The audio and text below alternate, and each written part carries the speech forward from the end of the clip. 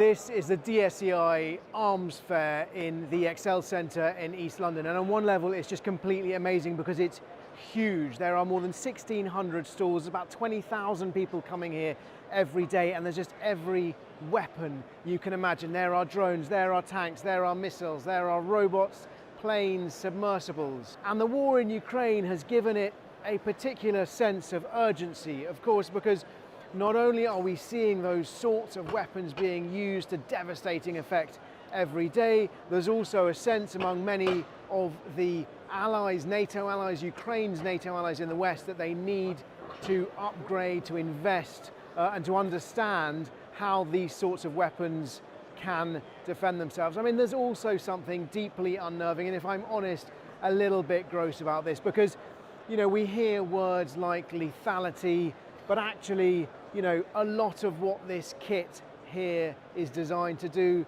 is kill people. It tears flesh from bones, it destroys homes, it makes orphans, but, you know, that is the horrific nature of war. That is the horrific nature of what we're seeing unfolding in Ukraine.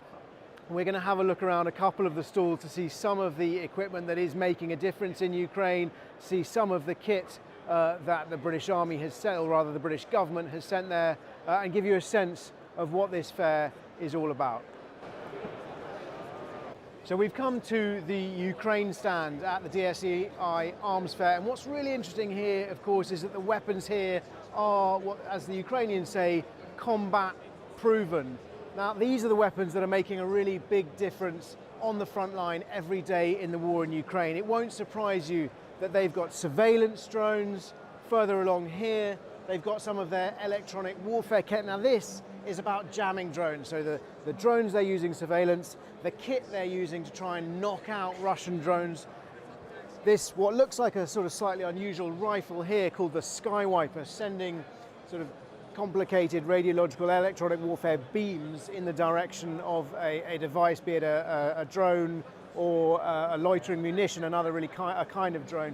Further along, we have the Magura maritime drone. Now this is just a model, but these drones, we've seen the footage filmed from these cameras as they zoom across the top of the Black Sea and explode into the flanks of Russian warships and indeed into the side of a Russian cargo ship carrying fuel to Russian troops in Crimea. So again, another weapon we've seen making a big difference in Ukraine. And again, bigger drones, that's a Punisher carrying a munition under its fuselage.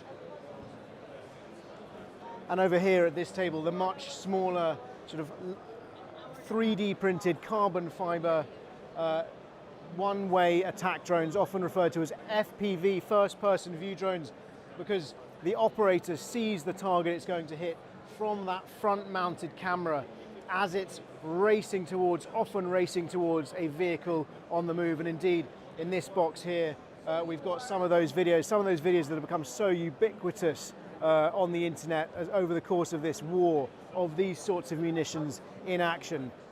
I'm not sure if I've said this before. One of the messages that the staff here on the Ukraine stand have given us, of course, is that these weapons are not available for export because Ukraine is very clear it needs all the weapons it can get its hands on at the moment for its fight against Russia. But the reason they're here is because they want to partner with other companies and other countries to try and manufacture these weapons abroad, potentially for export down the line in the future, but more immediately now to try and bring them back into Ukraine to arm its troops in its fight against Russia.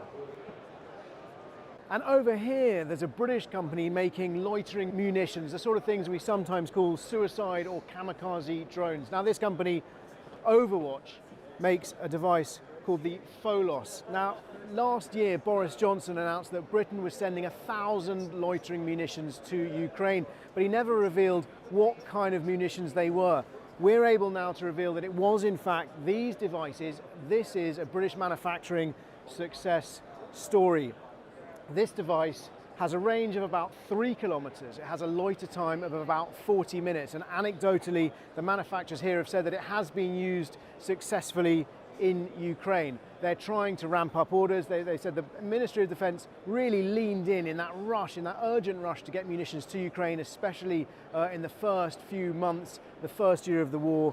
This company was a beneficiary when the MOD placed a large and urgent order. They manufactured through the night to try and meet that order as quickly as possible, and now they're looking at ways to evolve it, to develop it, to take lessons from Ukraine, increase its range, look at ways that they can make more of the parts in the UK, manufacture the explosives in the UK. It carries a 1.5 kilogram warhead, but for the time being, what we know that this is one of the British-made loitering munitions currently in use against Russian soldiers, against Russian forces in Ukraine.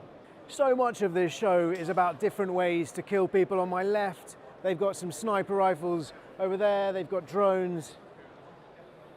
Behind me, all manner of missiles on that side, and here, a range of assault rifles and pistols, all different ways of killing people. But that's not what this show is all about. It's also about ways to try and save life. And this is really interesting. This is an Austrian company called Ulbricht, which makes helmets. Now, their helmets, they claim, are the only ones in the world that will stop stop a bullet from an assault rifle. Now, if you come over here, these are the sort of standard helmets that a lot of armies, indeed a lot of journalists use in hostile environments. Now, this one has been peppered with shrapnel. It successfully stopped shrapnel from a grenade blast, and this is the model of the head that was inside it. But when it was shot with a 9mm bullet, that's the sort of bullet that you'd fire from a pistol, hit there, the bullet was stopped, but the pressure sort of creates such an indentation on the helmet that it was transferred